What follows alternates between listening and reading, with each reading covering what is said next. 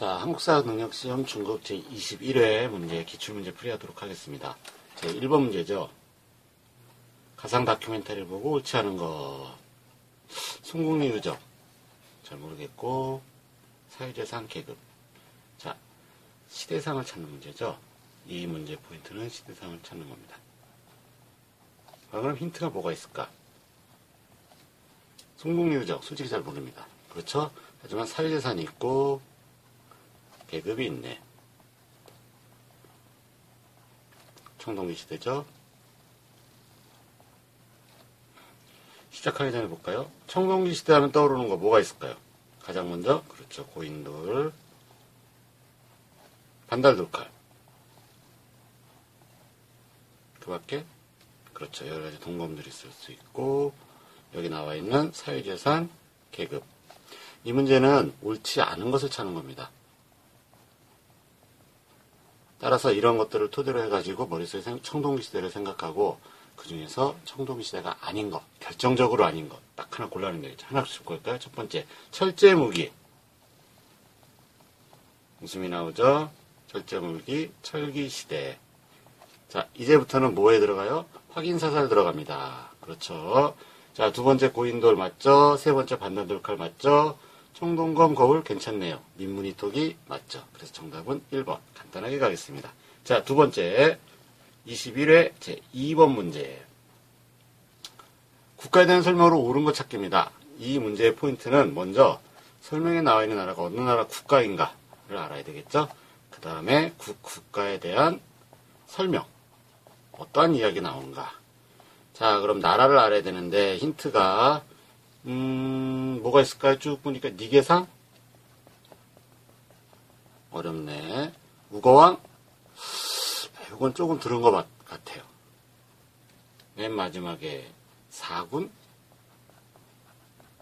한나라? 힌트가 그렇게 쉽진 않지만 한나라, 사군, 우거왕, 통틀어갖고 언나라? 그렇죠. 이걸 통해서 이거는 고조선이라는 걸 알 수 있습니다.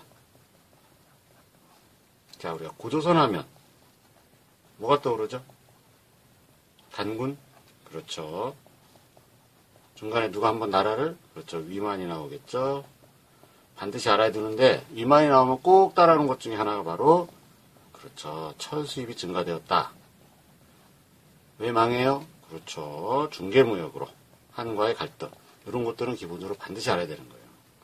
그러면 여기에 좀 이런 거 있을까? 첫 번째 볼까? 천군이 다스리는 소도. 천군? 소도? 아, 이건 사만.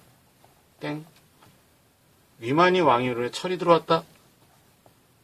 답지를 보고 얘기한 것 같아요? 그럴 수도 있죠. 하지만 여기 나와 있는 거는 기본적으로 반드시 알아야 되는 겁니다. 위만. 괜찮죠? 세 번째.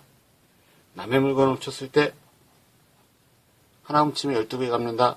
기본적으로 알아야 되죠? 어느 나라? 일책12법? 그렇죠. 부여입니다. 이거는 부여. 그럼 정답은 4번이라는 소리인데 4번은 과연 뭘까요? 한과 진국 사이에서 중개무역으로 많은 이익을 얻었다? 괜찮죠. 따라서 정답은 니은과 죄송합니다. 니은과 리을. 그렇죠. 자, 3번으로 갈게요. 한국사 능력시험 제21회 3번 문제. 다음과 같은 풍습이 있던 나라. 역시 이 문제의 포인트는 뭘까요? 국가를 알아야 됩니다. 그리고 그 국가에 대한 설명을 또 알아내야 돼요.